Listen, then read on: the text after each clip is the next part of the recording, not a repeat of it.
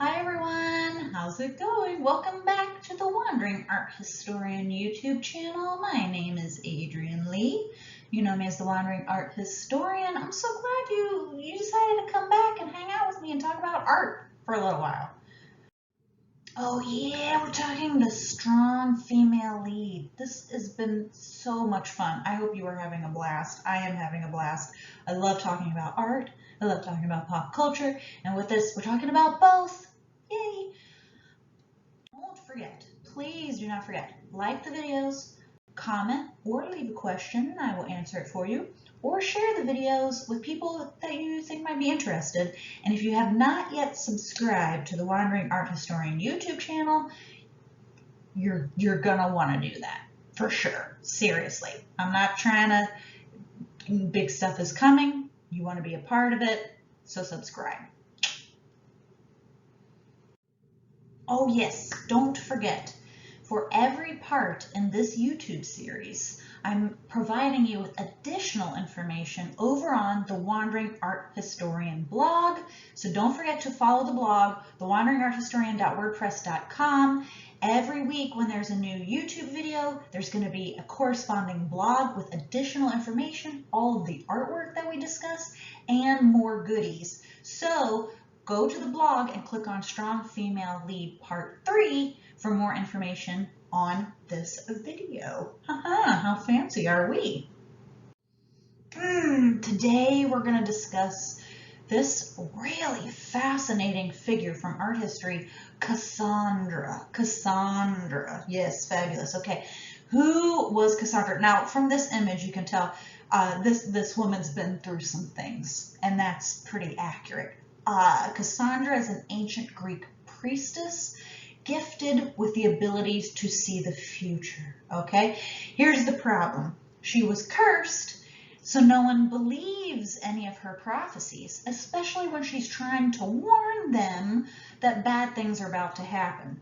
Okay, now Cassandra tried to warn the city of Troy about that horse sculpture that the Greeks left for them, but they did not listen to her, and she was mocked and ridiculed. When we see Cassandra depicted in art history, we see her with an axe and or a torch, and we frequently see her standing in front of a burning city.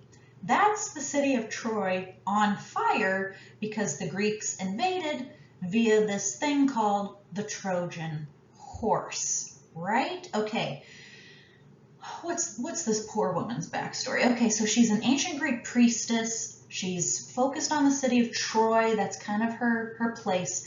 And she was admired by the god Apollo, okay? So he gave her the gift, kind of trying to like woo her. He wanted to hook up to see the future. He's like, I will make it so that you can see the future. However, she was super not into him, and so he cursed her that no one would ever believe her prophecies, okay? In fact, people basically saw her as a liar or a crazy woman, and she was often hated for her prophecies despite the fact that they were accurate, right? No one wants to hear the truth, right? Okay. So Trojan War, Cassandra's trying to warn people, hey, that horse that looks like it's a gift from the Greek people, don't bring that inside the city walls, okay?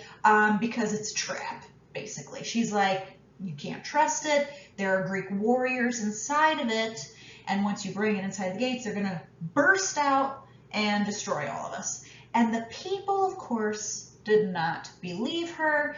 They thought she was hysterical. She was being overdramatic.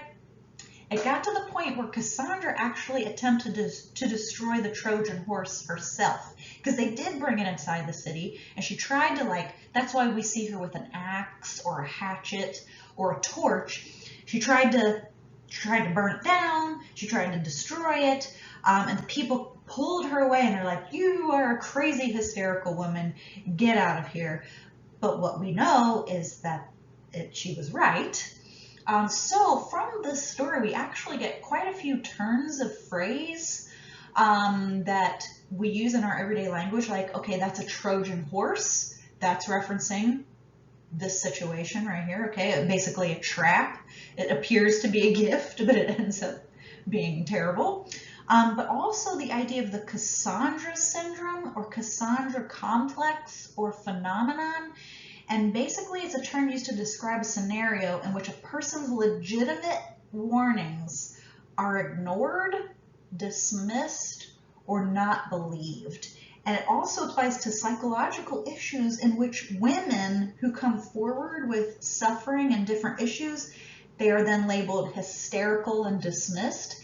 That's interesting, isn't it? Yeah, so that's one reason why when we look at these images of Cassandra, we're going to see that that's also how she's depicted, is kind of hysterical. Okay, so let's look.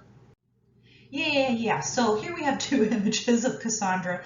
First, let's look on the left, okay? So here we have her in these beautiful robes and everything, but the first thing that you're probably going to notice is that she has flaming red hair, but also that she's kind of pulling at it. She's literally pulling her hair out in frustration that no one will believe her prophecies. And if you look behind her, you will see that the city behind her is on fire. There are flames, there is smoke, and if you look in the background there, about halfway through the image, in the middle, you'll see a horse sculpture with people coming out of it. Yeah, okay, and in the image on the right, we also see a very wide-eyed, petrified, disturbed, because her hair is all crazy. She's pointing as if she is warning. Her robes are flowing as if she's running towards danger, saying, don't open the horse. Do not bring the horse inside the city walls. And yet again, two additional images of Cassandra. On the left, the flowing robes, kind of movement, drama. We see the hair. Look at her face. This is a woman crying out, I told you so. On the right, we have Cassandra reaching for her hair and with her hatchet, as if saying, if only I could have stopped this. She tried to stop, if only she had chopped it. And then if you look to the right of Cassandra, we see a faint reference to a horse.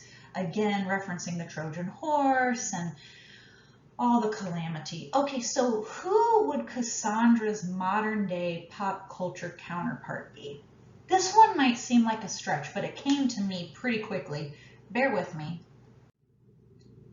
Ripley, Lieutenant Ellen Ripley, from the first 4 Alien films. Those are the only 4 that matter.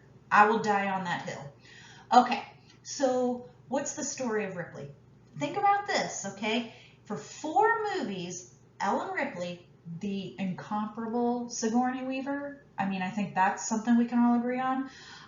She's a woman in a leadership position. In the very first film, Alien, she's aboard the Nostromo commercial towing vessel. And remember, the crew is awoken early from their hypersleep to basically conduct a side mission on their way home to the planet Earth.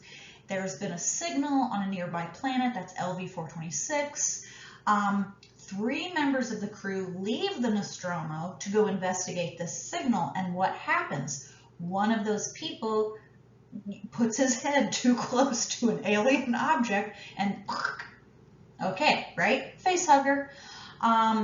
Here's the thing. Of the 3 people who go on that mission, one is the captain, Captain Dallas. The other is Executive Officer Kane, who gets the face hugger, okay? That makes Ripley the highest ranking official on board the Nostromo. And she is following protocol when those 3 people come back and they want to come back on the ship. And she says, no, you have to go through quarantine procedures.